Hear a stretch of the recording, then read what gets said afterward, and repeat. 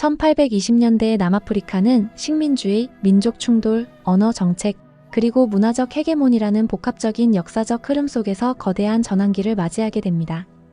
특히 1820년 영국 이주민의 케이프 동부 정착과 1828년 영어의 공식 언어 지정은 단순한 행정이나 인구 이동 이상의 의미를 지니며 이는 남아프리카 공화국 역사 전체에서 중요한 전환점으로 작용합니다.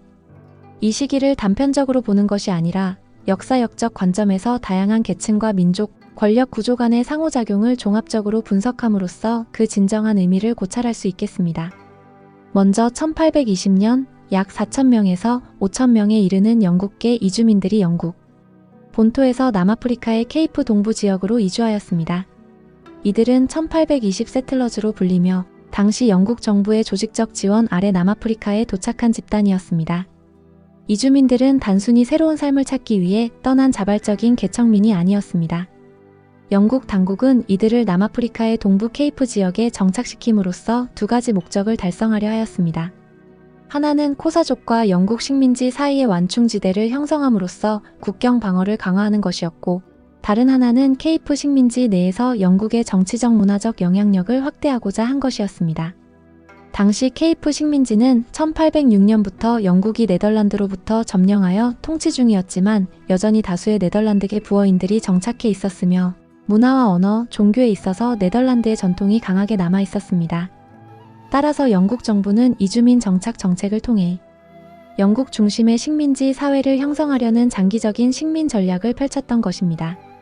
이러한 이주민 정착은 당연히 해당 지역에 오랫동안 거주해오던 아프리카 토착 민족, 특히 코사족과의 갈등을 불러일으켰습니다.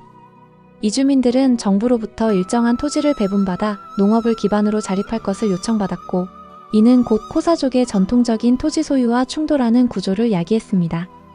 코사족은 세대를 거쳐 해당 지역에서 목축과 농업을 이어온 공동체였으며 그들 역시 고유한 정치체계와 문화, 영토 개념을 지니고 있었습니다.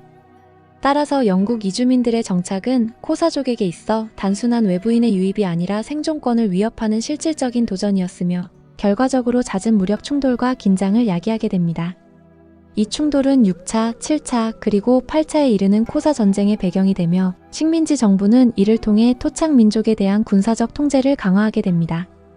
한편 1828년에 이르러 영국 식민 당국은 케이프 식민지의 공식 행정 언어로 영어를 지정하게 됩니다. 이는 매우 중요한 문화적 정치적 전환점으로 해석할 수 있습니다.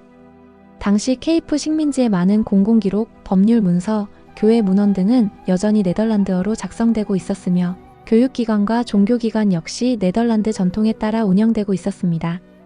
이러한 상황에서 영어가 공식 언어로 지정된다는 것은 단순히 언어의 선택이 아니라 권력 구조의 중심이 영국으로 완전히 이동하였음을 상징하는 것이었습니다. 공공기관에서의 네덜란드어 사용은 급속히 축소되었고 법률 문서와 재판은 점차 영어로만 진행되기 시작하였으며 학교 교육과 종교 예배에서도 영어의 비중이 크게 증가하였습니다.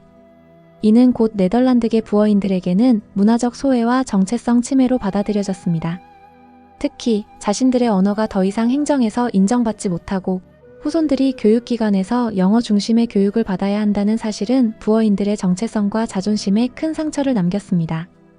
이러한 상황은 1830년대 이후 부어인들의 대이동인 그레이트 트랙으로 이어지게 됩니다. 이주민들은 케이프 식민지를 떠나 내륙으로 이동하면서 새로운 자치 정착지를 건설하고자 했고, 이 과정에서 줄루족 등 아프리카 토착 민족들과의 또 다른 갈등이 발생하였습니다. 그레이트 트랙은 영국 식민 정책에 대한 문화적 정치적 반발이 구조화된 형태로 드러난 사건으로 그 뿌리는 1828년의 영어 공식화 조치까지 거슬러 올라갑니다. 이 시기부터 부어인들은 자신들의 공동체와 문화를 지키기 위한 독자적인 민족 정체성을 강화하기 시작하며 이는 훗날 트란스발 공화국과 오렌지 자유국 등의 형성으로 이어지는 중요한 계기가 됩니다. 이처럼 1820년대의 이주민 정착과 언어 정책은 단편적인 사건이 아니라 식민 지배의 심화와 문화적 헤게모니 재편, 그리고 식민사회 내 다양한 집단 간의 권력관계 변화라는 다층적 흐름 속에서 이해되어야 합니다. 영국 이주민의 등장은 식민지 내 문화 지형의 균형을 변화시켰고, 이는 코사족과 부어인 모두에게 직접적인 영향을 미쳤습니다.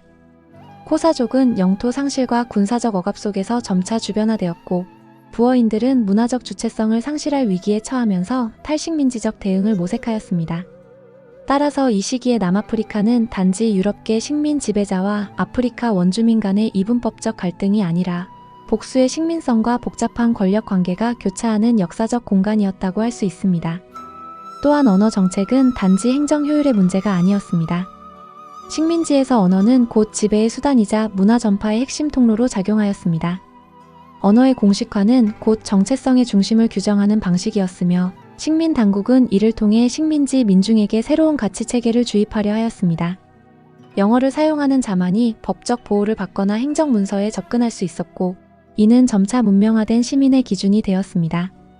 이런 언어적 배타성은 결과적으로 교육 기회의 불균형, 사회적 위계의 고착화, 그리고 문화적 동화 압력이라는 결과로 나타나게 됩니다. 한편 영국 이주민 자신들도 완전한 주체로 기능했던 것은 아니었습니다. 초기 이주민들은 낯선 환경과 원주민과의 갈등, 그리고 농업 기반 부족 등의 문제로 어려움을 겪었습니다. 정부의 지원이 기대에 미치지 못했던 경우도 많았고, 많은 이주민들은 자립에 실패하여 도시에 이주하거나 빈곤층으로 전락하기도 했습니다. 그러나 시간이 지나면서 일부는 지역사회에서 상류층으로 편입되며 식민지 행정과 교육, 교회 등에서 중추적인 역할을 담당하게 됩니다. 이들은 점차 영국 문화의 매개자가 되며 남아프리카의 식민사회가 영국 중심으로 재편되는 데 결정적인 역할을 하였습니다. 이렇듯 1820년대는 단순한 이주와 언어 정책의 시대가 아니라 남아프리카 사회 전체가 근대적 권력 구조와 정체성의 재구성을 경험한 전환기라고 할 수 있습니다. 영국 이주민의 정착은 코사족과의 갈등을 구조화하였고, 언어 정책은 부어인의 문화적 정체성에 깊은 균열을 일으켰습니다. 그리고 이 모든 변화는 남아프리카라는 공간이 단순한 식민지 이상으로 복합적인 역사적 기억과 정체성이 얽힌 다층적인 공간으로 변화해가는 과정의 일환이었습니다.